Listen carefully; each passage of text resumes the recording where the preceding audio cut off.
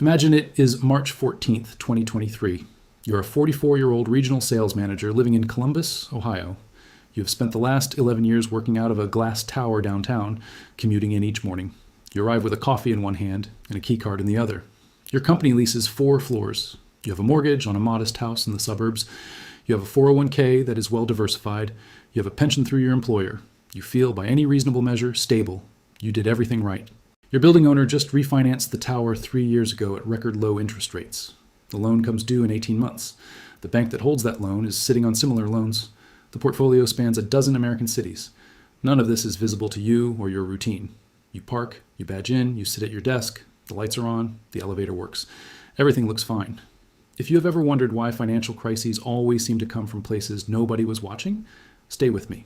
What you're about to hear is not a theory. It is a pattern. It has repeated across 6 continents. It has repeated for more than a century of economic history. It has toppled banks considered unshakable. It has wiped out the savings of people who never made a single bad decision. The mechanism is a building, a parking garage, an office tower, a shopping mall. Commercial real estate is property most people never think about. Because they do not live in it, it has been at the heart of the most devastating financial collapses. And right now, in the mid-2020s, the conditions that have preceded every one of those collapses are forming again.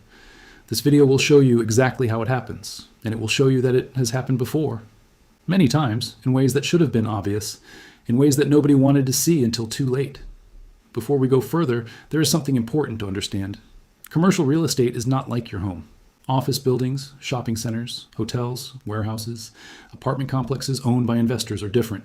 You do not buy it with a 30-year mortgage and slowly pay it down over decades. The financing is different.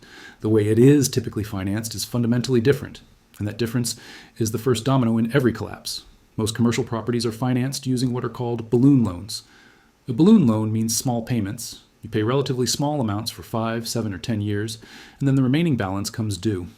At the end of that period, the entire remaining balance, the balloon, comes due all at once. The assumption is that when the balloon comes due, the property will have gone up in value. Assuming interest rates stay reasonable, you will simply refinance. You will take out a new loan. You will start the cycle again, and nobody gets hurt. This works beautifully when values are rising. This works when interest rates are low. It becomes catastrophic when either of those two conditions reverses. Think of it like musical chairs. While the music is playing, everyone finds a seat. The music stops. The moment the music stops, there are not enough seats. In commercial real estate, it shakes the entire floor. Banks hold enormous quantities of commercial real estate loans. In the US, debt reached $5.8 trillion by 2023.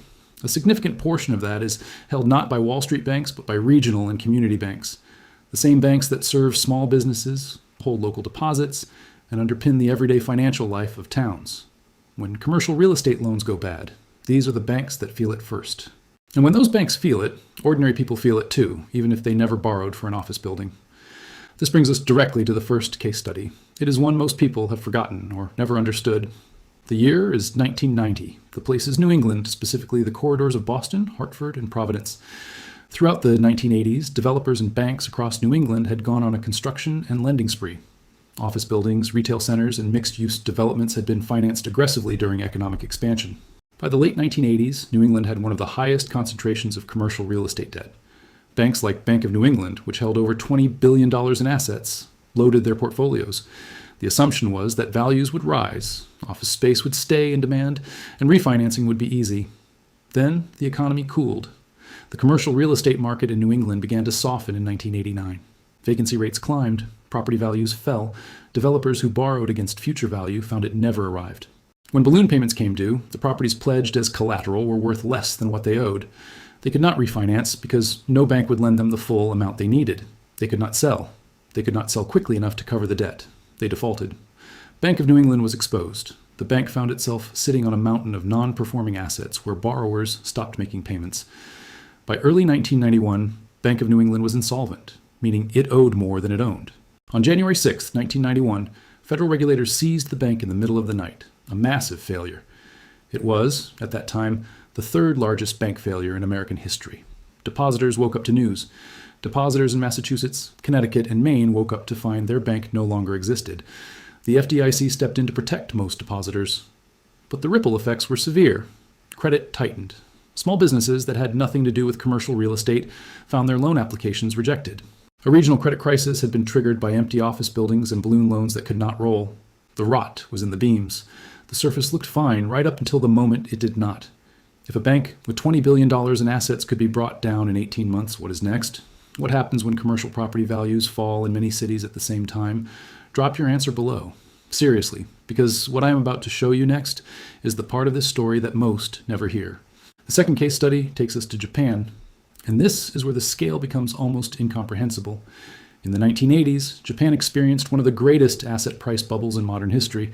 Japanese real estate, both residential and commercial, inflated to levels that defied rational explanation. At the peak in 1989, land beneath the Imperial Palace was worth more than all of California real estate. Commercial real estate in central Tokyo was priced as though Japan's economic expansion would last forever. Banks lent against these valuations enthusiastically, encouraged by regulatory environments and cultural expectations. They extended loans to corporations and developers that were secured by land and buildings at bubble prices. Then, in 1990, the Bank of Japan raised interest rates to cool the overheating economy. It unraveled. Property values began to fall, but in a system built on rising values, even modest declines were catastrophic.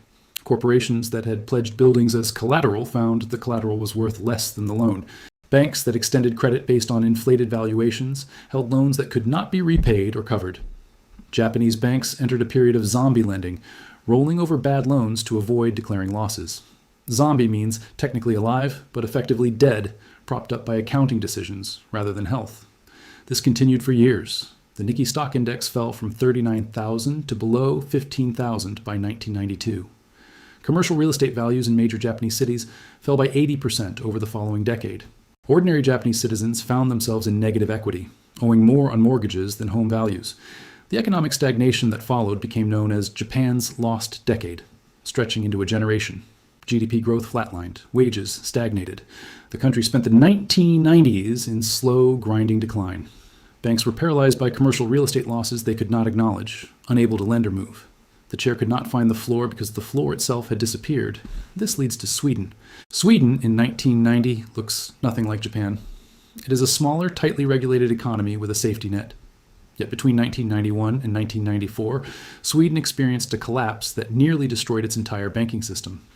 In the mid-1980s, Sweden dismantled many of the controls it had historically placed on bank lending. Credit expanded rapidly. Property prices rose. Commercial real estate in particular attracted borrowed money. By 1990, commercial property prices in Sweden had risen by approximately 400% from earlier levels. When Swedish interest rates rose sharply, the cost of carrying all that debt became unbearable. Imagine it's March 14, 2006. You are a 43-year-old high school teacher living in Phoenix, Arizona. Your name is David. You have been teaching for 16 years. You own a 3-bedroom house in a quiet suburb. You have a retirement account with a modest balance. You have paid into your pension faithfully for over a decade. You drive a used Honda. You pack your own lunch. You're not rich. But you're not worried either, because by every measure you were taught to trust, you're doing everything right. Your house has been going up in value every year. Your pension is managed by professionals. Your savings account earns a little interest, and your whole life insurance policy, the one your father told you to get, is building cash value in the background, slow and steady, like a seed growing underground. You sleep fine. You believe the ground beneath you is solid. If you have ever wondered why people who do everything right still end up financially devastated, while others with less discipline walk away untouched, stay with me. What you're about to hear is not a theory. It is a pattern. It is repeated in country after country, decade after decade, across cultures and currencies and systems of government. People just like David built their security on things that felt safe, things that were recommended, things that were legal, normal, and widely held. And they lost anyway. Not because they were careless, but because the things they trusted were quietly working against them the entire time. And if you find value in this kind of historical clarity, subscribing takes 2 seconds and keeps you ahead of what most people never see coming. David was about to discover something that millions of people before him had discovered the hard way. That certain assets, things that look and feel like financial safety, are not assets at all. They are liabilities wearing a disguise. They drain wealth, they trap capital. They create an illusion of security that only shatters at the worst possible moment. The moment when you need them most. This video is about 6 of those assets. 6 things that are sold as safe, recommended as responsible, and treated as building blocks of a stable financial life. And yet, when you look at what history actually shows, when you trace what happened to the people who held them in Argentina, in Japan, in Detroit, in Weimar Germany, in Lebanon, and right here in the United States, The same story plays out with uncomfortable regularity. The asset that was supposed to protect you becomes the very thing that holds you down. Before we go further, there is something important to understand about how financial liabilities work. Most people think a liability is something obvious, a debt, a loan, a bill. But economic history teaches a more uncomfortable truth. A liability is anything that takes money out of your pocket over time, limits your options in a crisis, or loses value precisely when you need it to hold. By that definition, some of the most trusted financial products in the world qualify, not because they are fraudulent, not because the people selling them are criminals, but because of a structural mismatch, meaning the way these products are designed does not match what most people actually need from them. Think of it like this. A beautiful umbrella is useless if it only opens on sunny days. The problem is not the umbrella. The problem is that you were never told it had that limitation. You found out when the rain started. That structural mismatch is the core mechanism behind everything in this video. These 6 assets are real. They have real legal value. In certain circumstances, for certain people, they can even perform exactly as advertised. But for ordinary working people, for teachers and nurses and small business owners and factory workers trying to protect what they built, these assets carry hidden costs, hidden traps, and hidden vulnerabilities that the historical record makes very clear. Once you see the pattern, you cannot unsee it. This brings us directly to the first asset on this list. And to understand it properly, we need to go to Japan. Not modern Japan. Japan in 1989 and 1990. At that moment, Japan was the second largest economy in the world. Its growth had been so extraordinary for so long that serious analysts were debating whether Japan would overtake the United States entirely. Land in Tokyo was valued at more per square foot than anywhere else on Earth. The grounds of the Imperial Palace in Tokyo were estimated to be worth more than the entire state of California. That is not an exaggeration. That was the genuine belief of the market at its peak. Ordinary Japanese families had done what generations before them had done. They bought property. They bought it early. They stretched to buy more. They held it. Real estate in Japan had delivered reliable returns for decades. It felt as permanent as the ground itself. It felt like the one thing you could always trust. Then in January 1990, the Tokyo Stock Exchange began to crack. The Bank of Japan raised interest rates to cool what officials recognized as a dangerous asset bubble, meaning prices had inflated far beyond what the underlying economy could support. What followed was not a dip. It was not a correction. It was a generational collapse. Japanese residential property prices fell for 18 consecutive years, not months, years. By the late 2000s, land prices in major Japanese cities had fallen by approximately 60 to 70% from their 1991 peak in many areas. Families who had stretched to buy at the top found themselves holding mortgages worth more than their homes for decades. The Japanese called it the lost decade. Then they called it the lost 2 decades. The first asset that looks safe but is actually a financial liability is residential real estate purchased at the wrong price in the wrong conditions. Not real estate in general. Real estate specifically when it is bought under the belief that it always goes up, when it is financed with debt that requires the value to hold, and when the buyer has no flexibility to wait out a long decline. The family home that is bought at a peak with a maximum loan in a period of rising rates with no margin for error is not an asset in the way people believe. It is a leveraged bet, meaning a bet made with borrowed money on future price appreciation. When that appreciation does not come, the liability is real and the asset value is not.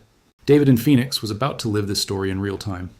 Between 2006 and 2012, Phoenix median home values fell by roughly 50%.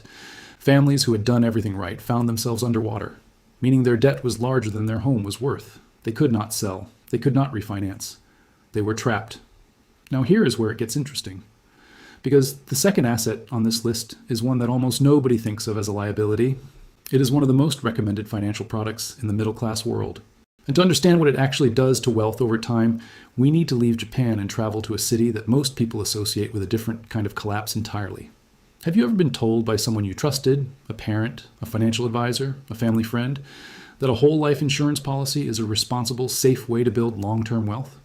Most people have been told exactly that at some point in their lives.